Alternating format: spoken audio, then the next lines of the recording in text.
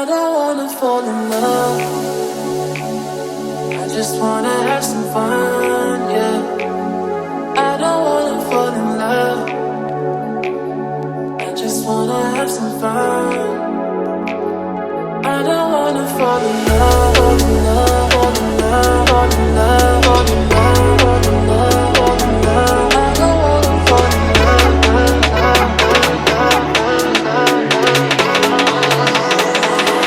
I don't wanna fall in love, I don't wanna fall in love. What's up, mi gente? It's your boy Freddy coming to you from the biggest city in Sweden, Stockholm. Today on this video, I'm going to talk to you about my top recommendations of what to do when visiting this amazing city. Now, if you haven't done so already and you like my content, don't forget to hit the like button and subscribe. Well, without further ado, check it out. My first recommendation is to visit Gamla Stan, which literally translates to Old Town. Make your way to the historic central square called Stockholm, where you can marvel at colorful 17th century buildings. A true medieval town with cobblestone streets filled with cafes, authentic restaurants, and boutique shops, this is a great way to start your visit. A short walk from the historic central square, you will find Sweden's narrowest alley called Marten Trotzigs Grand, a great place to take pictures and videos. Next up is the Royal Palace. Also located in Gamla Stan, the Royal Palace is the official residence of the Swedish royal family and is also the setting for most of the monarch's official receptions. Completed in 1760, the palace has over 600 rooms divided into 11 floors. For 180 Swedish kronas, or roughly $17, you can visit the palace museums where you can see important gems like Queen Christina's silver throne, the royal rooms, historic attire, and even the treasury, and much, much more. The palace even has a collection of sculptures that King Gustav III purchased during his journey to Italy.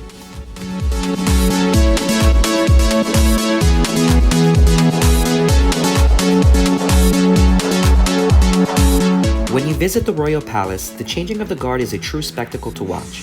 This ceremony takes place at the palace courtyard, where it recalls the days when Sweden was a military power, but now it's more of a celebration of Swedish heritage.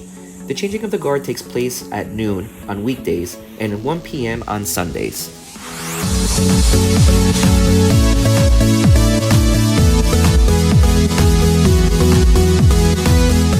My next recommendation is to visit the Nobel Prize Museum.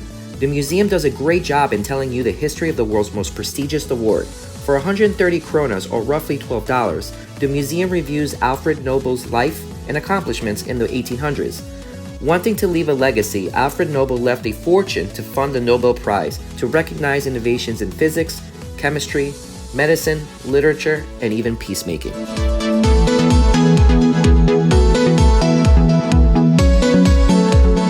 A short walk from the Nobel Prize Museum, my next recommendation is to visit Stockholm City Hall.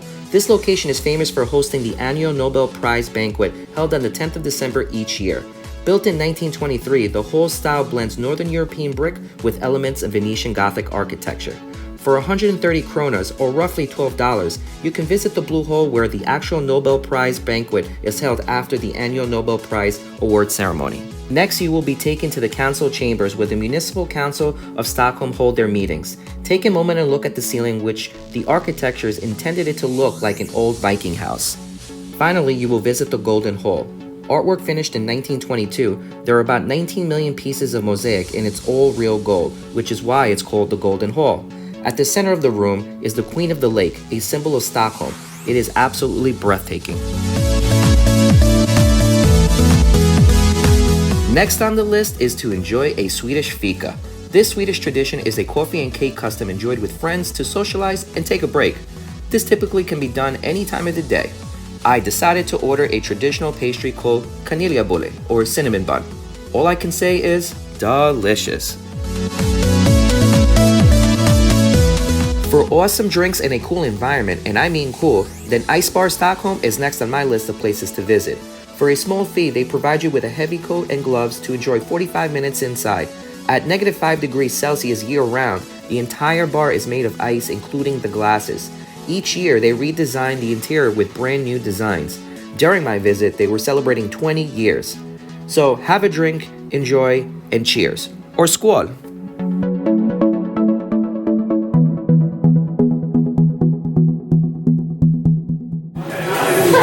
More for dear So that's the coconut and rucuracao. A little chemicals, okay? So here we go. Now we need a little bit of juice. Guess the juice. Pineapple. So no, it's frozen. So we're changing sometimes the juices every like 3 hours. And, or you can put it to your heart to warm it up, it's up to you. Alright, then we take the cream, secret ingredient. We need to shake it, you know how it works, yeah? To explode. There you go. Not too much, okay? Alright, like this. We get a layer, this nice layer. Like it could explode, right? Yep, there you go. That's it, the bartender twist. It's ready. Check this out. Very nice. Cheers. Cheers. Really good. That's good. Salud. Right? Next is the Vasa Museum, one of Scandinavia's most visited museums. This museum holds the world's only preserved 17th century battleship. For 190 Swedish kronas, or roughly $17, you will witness the incredible Vasa battleship, which was intended to be the pride of the Swedish imperial fleet. But similar to the Titanic, the Vasa sank on its maiden voyage in 1628. In 1961, the ship was resurrected from the sea and reconstructed to its original specification, with 95% of it being entirely original. The Vasa is decorated with hundreds of statues, all designed to show power of the king who was known as the Lion of the North, a true time capsule from an era when Sweden was an European power.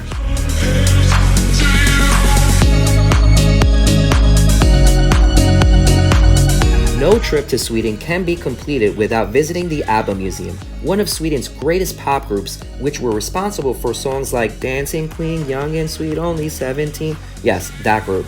This interactive museum will show you the group's international success, showcasing their contribution to the music industry. Some exhibits include Abba's costumes, awards they won, and even the studio where they created some of their musical hits. A must-see when in Sweden.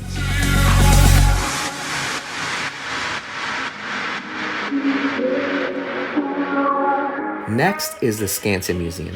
Founded in 1891, this museum is the world's oldest open-air museum. For 220 Swedish kronas, or roughly $20, the museum allows you to discover how Swedes once lived. The museum has a collection of 150 buildings that are wonderfully furnished like in the olden times.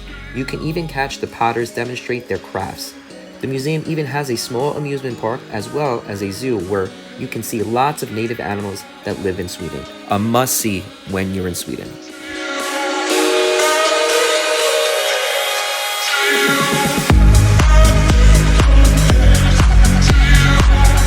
For a true Viking experience, my next recommendation is to visit Aifur restaurant.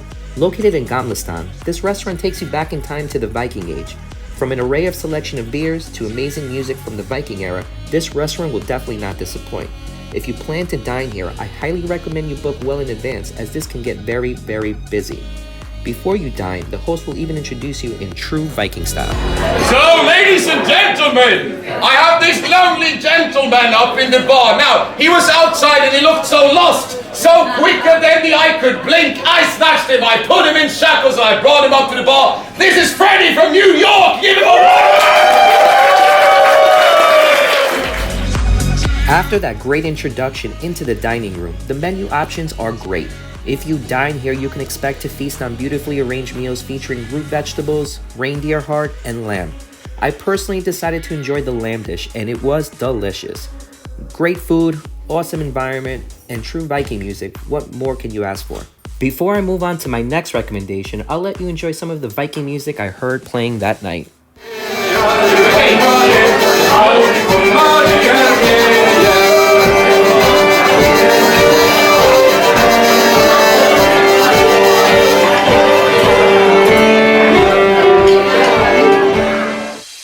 If you're into photography like I am, then Fotografiska should be on your list of places to visit in Stockholm. With multiple locations around the world, this museum showcases photography and visual art from around the world, from the most well-known photographers to the new generation of image makers. A fascinating museum to learn and enjoy.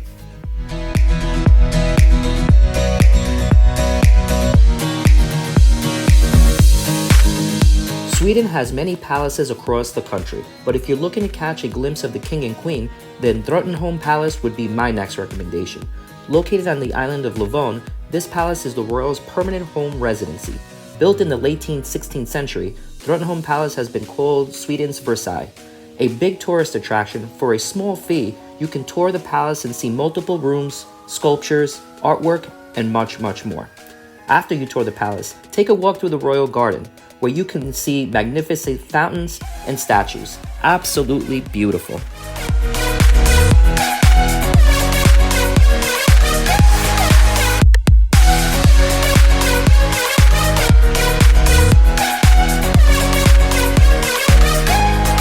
Next up is the Millesgarden Museum. Located on the island of Lidingo, which is just 20 minutes away from downtown Stockholm, this museum is the former house of the famous sculptor Carl Milles and his wife Olga.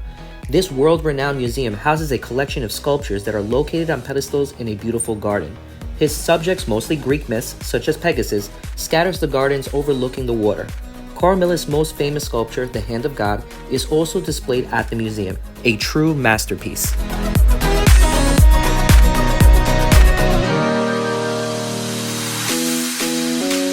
Next is the Viking Museum, where myth meets truth, a museum dedicated and educating you about the Vikings. For 179 kronas, or roughly $17, you will get to meet Vikings and explore the Viking Age. The museum displays wooden 9th century Viking ships, plus artifacts recovered from tombs. I even had the chance to sit on a Viking throne. How cool was that?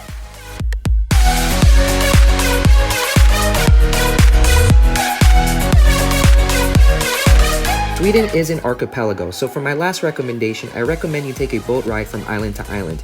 Individual tickets can be purchased at each of the boarding stations, but since I was in Sweden for 3 days, I purchased a 3-day SL pass for 350 kronas or $33. Honestly, there is no better way to get around Stockholm than how the Vikings did, on sea. Thanks for watching, everyone. If you enjoyed this video and its content, please don't forget to hit the subscribe button and show me some love by clicking the like button. Also, don't forget to follow me on Instagram. If I missed anything or you have questions, please add your comments below. See you next time.